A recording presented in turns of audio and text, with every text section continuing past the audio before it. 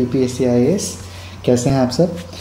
अभी तक हमने अपने सीसैट कोर्स में कुछ नंबर सिस्टम के टॉपिक्स को कवर किया, देन परसेंटेज के टॉपिक्स को, एंड अभी जो हमारा करंट टॉपिक ऑफ डिस्कशन चल रहा है वो है profit and loss. Profit and loss के पिछले सेक्शन में हमने ये डिस्कस किया था कि आपके मेन कंसेप्ट, मेन टर्मिनोलॉजीज़ क्या होती हैं प्रॉफिट एंड लॉस की। Basically profit percentage, loss percentage और मार्जिन परसेंटेज को कैसे कैलकुलेट किया जाता है, और उससे रिलेटेड हमने एक क्वेश्चन को देखा था। सेकेंडली, अब आज के इस पर्टिकुलर वीडियो सेक्शन में हम प्रॉफिट एंड लॉस का जो सेगमेंट देखेंगे उसमें हम बेसिक फार्मूलाज डिस्कस करेंगे, जिसमें कुछ फार्मूला बेस्ड क्वेश्चंस को आप किस तरीके से सॉल्व कर सकते हैं। ये क्वेश्चन बेसिकली प्योरली डेडिकेटेड होंगे फार्मूला बेसिस पे।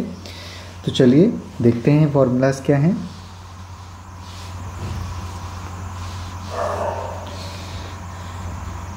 बेसिक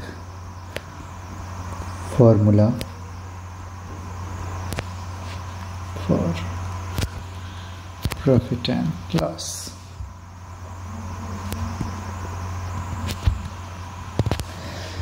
सबसे पहला जो इसमें सेगमेंट है, when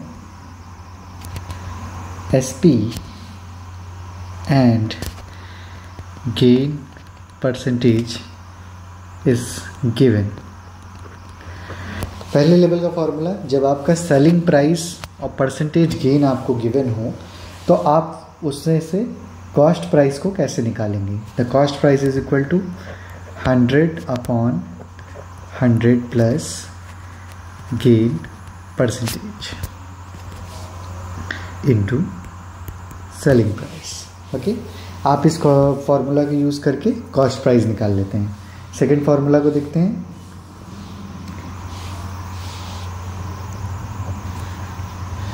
when CP and gain percentage are given, then आपको कॉस्ट प्राइस दी हुई है और गेन परसेंटेज दिया हुआ है। आप सेलिंग प्राइस कैसे निकालेंगे? Selling price equal to 100 plus gain percentage upon 100 into cost price. ठीक है, आप इस फॉर्मूला को यूज़ करके सेलिंग प्राइस निकाल लेंगे। Third number, when cost price and loss percentage is given, then selling price is equal to 100 minus loss percentage upon 100 into selling price. Okay, now next, number 4, same, if selling price and loss percentage is given, then cost price is equal to 100/100 minus loss percentage into 100। Okay, ये हो गए basically कुछ, ये 4 formula related to हो गए कि जब आपको कॉस्ट प्राइस, सेलिंग प्राइस और परसेंटेज गेन और परसेंटेज लॉस, इनमें से कोई 2 वैल्यू गिवन है और 1 वैल्यू निकालनी है। उस केस में हम इस तरीके के फॉर्मूलों को यूज़ करके डायरेक्ट क्वेश्चन को सॉल्व कर लेंगे। अब अगला देखते हैं। अब नेक्स्ट जो मैं आपको फार्मूला बताऊंगा वो फार्मूला होंगे कुछ अलग कॉन्सेप्ट पे, जैसे इफ़ द कॉस्ट प्राइस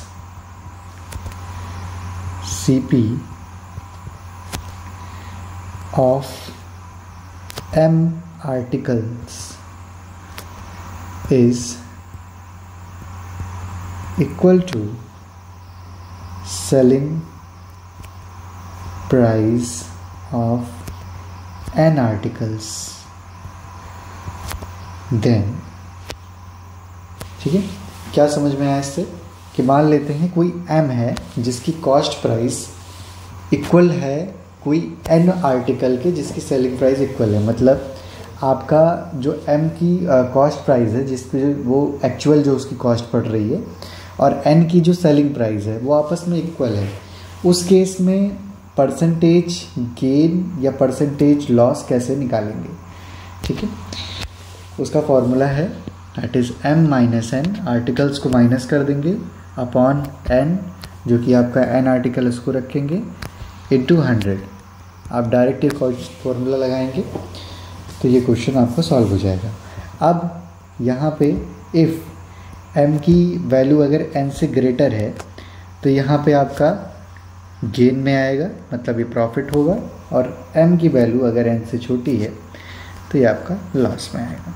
ठीक है, तो ये फॉर्मूला यूज़ होगा जब आपका CP of m article is equal to SP of n articles. Okay, number 6। अब अगला कॉन्सेप्ट है when two different articles are sold at the same selling price, getting gain slash loss of X percentage on the first and gain or loss of Y percentage on second. Okay,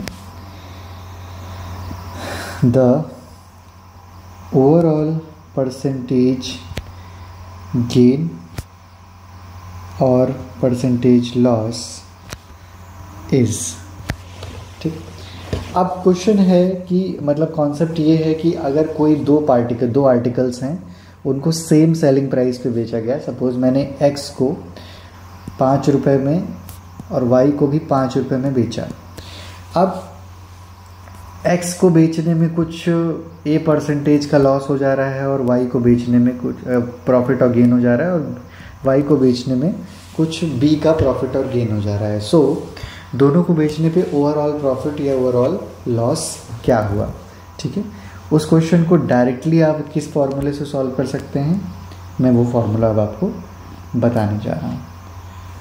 100x plus Y, percentage of gain और loss आप जोड़ लेंगे, 2xy upon 100 plus x plus 100 plus Y.